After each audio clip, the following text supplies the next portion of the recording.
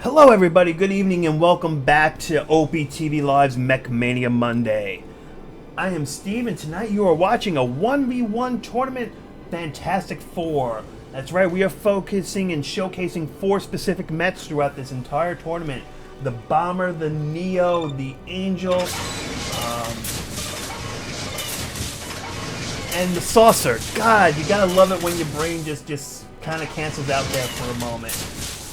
On this map, this is game D of the preliminary set. We have MVPatel on the left-hand side in green, flying around in the Beta Bomber. His opponent, Giott, on the right-hand side in the carbon color, flying around an Angel with that sniping ability. And for those of you just gotta take a quick check, guys, look at that. 3 cardinal birds flying around your single mech. For those of you not overly familiar with air mech, you have to be a very high ELO ranking in order to be able to purchase that cardinal bird. Giott showing us just how OP he actually is. Giott already making some progress down on the bottom. Patel, same thing. His tank's not quite as close, so it's not really giving him the support that he needs. Trying to use those bomber swipes in the process. Giott, on the other hand here, he's got his tanks down. Oh, he barely misses saving that tank there. You know that he's definitely just like, face palming himself a little bit on that one. When you're right there and you just watch the tank blow up right in your face. Giott going around doing a little bit of scout here. Now this map, as we have talked about in the past, is a great 1v1 map due to its dual lane approach. You have 2 different paths once you get out of main base for both your units and you yourself to actually take. Do you take the high road? Do you take the low road? Which way is going to be better for you? The higher road, basically less neutrals to get through, but it only leads you to a single power station in order to be able to build your units and launch from that standpoint, and you still have to go past your opponent's outpost before you ever make it to the main base. The bottom lane, on the other hand, more defense to get through, but if you can get through it, there is 2 outposts as the bonus for you instead of 1, providing more upkeep, more income, and then having a very, very clear run right straight to that main base.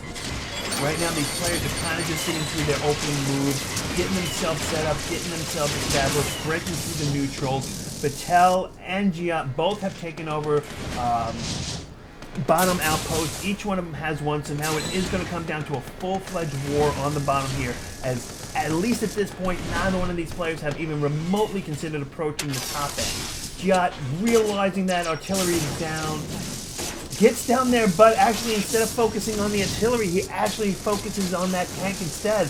Personally, I was a little bit surprised on that. I actually would have thought most likely he would have actually focused on the artillery first. But a great thing that Giott has out there is a lot of anti-air defense in the form of those hats, making it really hard for Patel to try to get in there.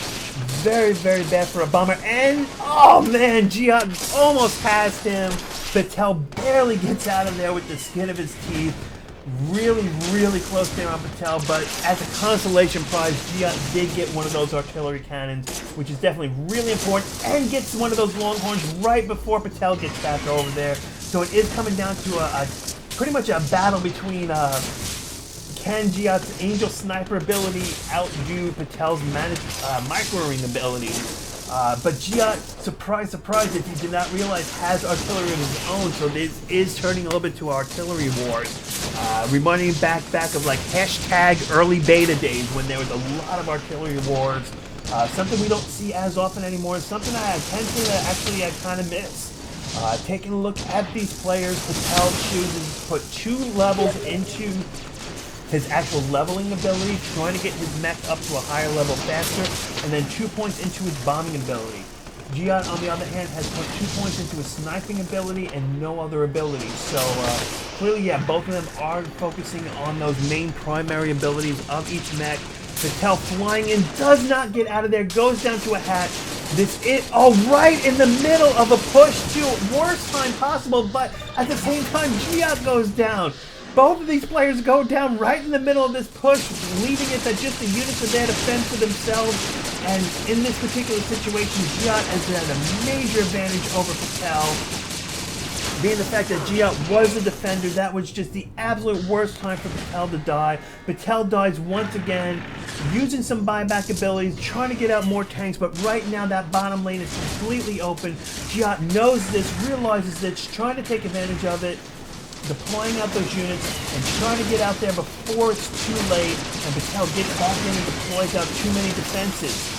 Patel is back using that bomber ability. These tanks no longer have the support of the hats, but take so much damage from the tanks, and then Giott is right there just for that finishing touch to put on there.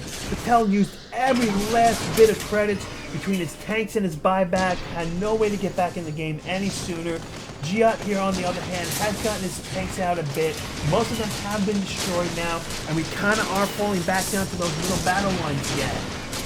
Both players trying to get out, but Giott right now at this moment in a slight advantage. He's got better positioning, more units out on the field, that artillery going off as well. Anti-mech defenses. Oh, we've got the Mantis Strike coming out now. Taking a look here, guys. Patel at a 19 out of 44. Giott 36 out of 44. Patel at only 3,000 credits. Giott at 42,000 credits. Giott definitely is in a much better position right now. He can play around, experiment a little, take some risks, try to pull Patel out of position, which he kind of does right there, putting that tank up there. And look at that, even though the Longhorn is there, every one of the two Gemini shots is actually getting past that Longhorn that was there and doing a tiny little bit of damage to the base. Patel decides to return the favor, gets a Longhorn into the cargo hold himself, deploys it off on the top. Right now, it would be on Giott's mini-map, but he may not be expecting it. He realizes something's going on. Where's Patel? Where's Patel? Haven't seen him in a while. Going around trying to figure out where he is.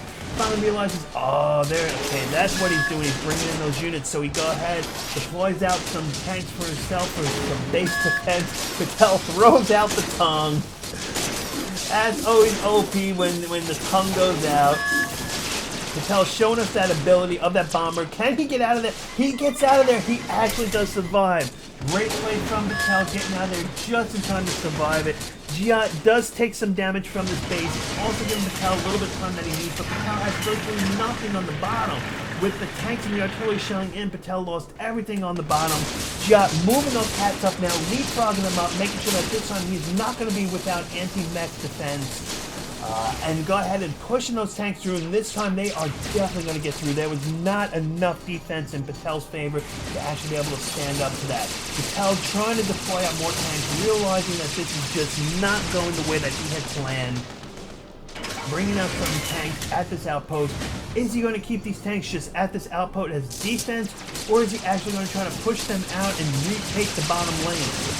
What do you guys think that are watching this right now? What would be the best course of action? Turtle up or push out?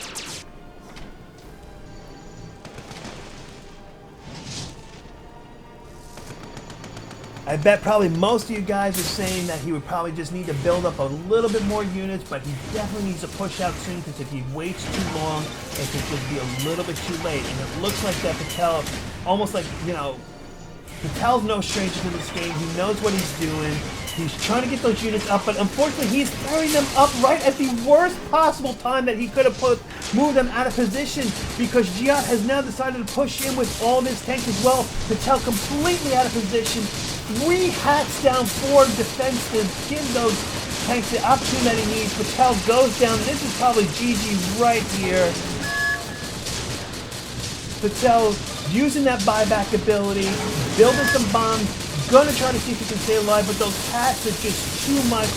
Patel cannot stay alive, and this is GG in favor of Giott.